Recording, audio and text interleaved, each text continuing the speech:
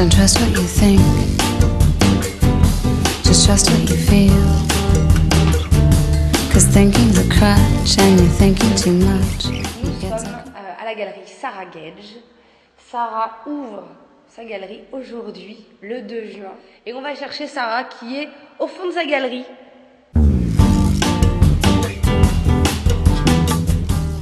Qu'est-ce qui s'est passé? On a mis des cartels hier et ils sont tous tombés pendant la nuit. Donc bon, on va tous les remettre. On va recoller les cartels. On va recoller les cartels à la dernière minute. Pour ceux qui ne le savent pas, un cartel, ça n'est pas du tout une plaque tournante de la drogue en Colombie. C'est ça. Un cartel, c'est ça. On se demande souvent, un cartel, c'est le petit carton qui est à côté d'une œuvre et qui donne les informations essentielles, y compris, non, pas le prix. Non, pas le prix. Pas le prix. Le prix, c'est comme dans les boutiques où ça coûte très très cher, on ne se dit pas combien ça coûte. Sarah Gage, espèce d'ovni dans le monde de l'art contemporain parisien. On a l'habitude de très jeunes galeristes aux États-Unis, à New York notamment. On parlait de Williamsburg. Il y a des galeristes extrêmement jeunes. Sarah Gage, 23 ans, ouvre sa galerie aujourd'hui. Alors, comment est-ce qu'on ouvre une galerie à 23 ans à Paris? On a beaucoup de chance. On tombe sur un lieu assez formidable, hyper central. On est déjà entouré de pas mal d'artistes, pas mal. Et puis, on fait tout pour les défendre et les montrer sous leur meilleur jour. Faut que ce soit une passion parce que ça prend beaucoup de temps et beaucoup d'énergie. Mais quand c'est une passion... Alors, ici c'est la salle du fond qui est très impressionnante parce que il y a des œuvres évidemment accrochées au mur et puis il y a des œuvres peintes partout sur les murs. Voilà, on a fait un petit peu grise byzantine, nouvelle icône.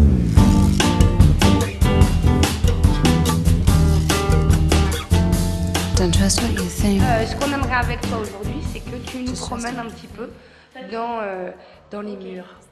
Alors ça c'est la chambre de Stefano, son antre, qui est un petit peu la partie fermée parce qu'elle servira aussi dans de prochaines expositions à des projections, des vidéos, éventuellement des installations qui seront un petit peu séparées du reste.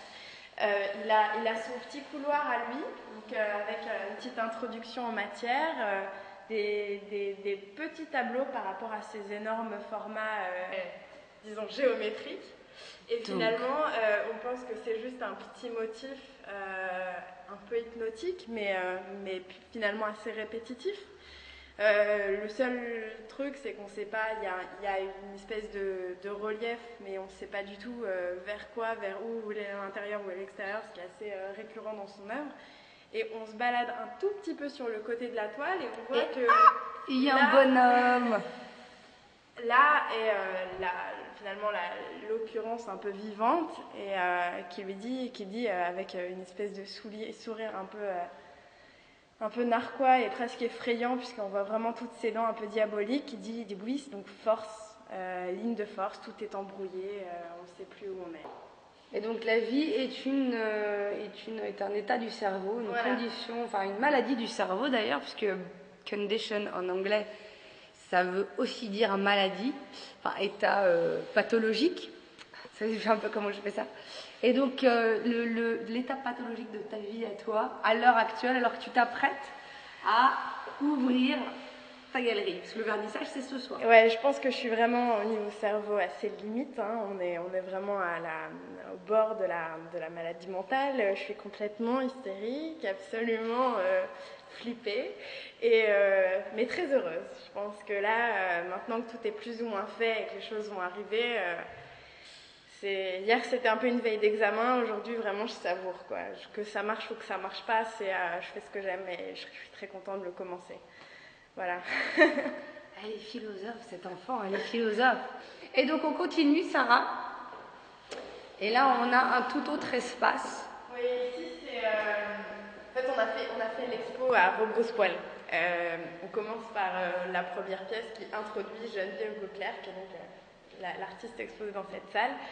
qui est une illustratrice. Elle est connue pour ça. Enfin, j'adore le boulot de Pedrini. Hein. Je veux pas du tout faire de... Non, il ne s'agit pas d'aller faire un jugement de valeur. Je peux juste vous montrer mon fond d'écran d'ordinateur que j'ai mis depuis. C'est elle.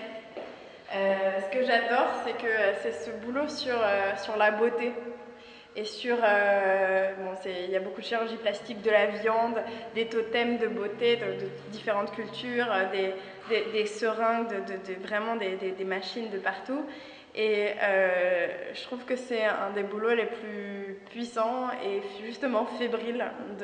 C'est vraiment on the edge, quoi. Donc je pense que si on doit dire que je suis on the edge, je montrerai celui-là. Voilà. Très bien. Et alors donc, représentation de Mademoiselle Gage à l'heure actuelle, c'est ça. C'est quand même flippant. Eh ben ça fait peur. Voilà ce que je dis. Alors, on va pas faire de commentaires de chaque œuvre parce qu'on a envie aussi que tu puisses les raconter en direct aux gens qui vont venir te voir. Le lieu, c'est combien de temps de préparation? On a eu le lieu le 13 avril.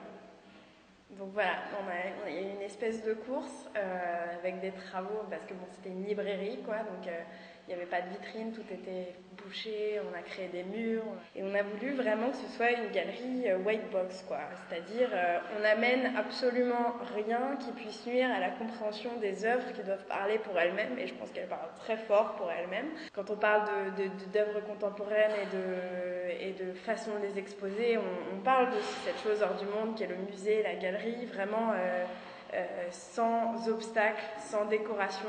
Bon, j'ai peut-être un discours un peu rétro, mais je l'ai dit et je le redis, ce qui m'intéresse, c'est l'impact visuel.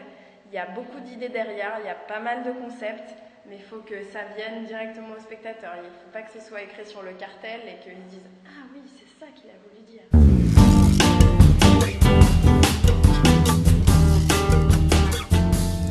Plusieurs degrés d'interprétation.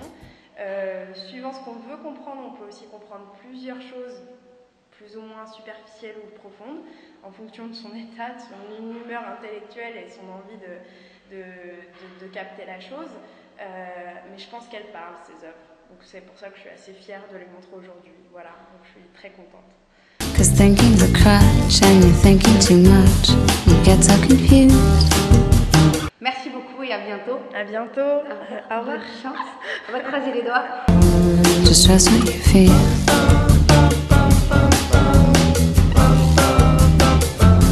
It doesn't look good. I should have been there. I wish that I could, and I promised I would, but something came up. Il a fait des bêtises. Il a fait plein de conneries. Il en a foutu partout. C'est un graffeur. C'est un graffeur qui a raté. Il n'est pas très doué. Il a raté son street art. Promised I would, but something came up.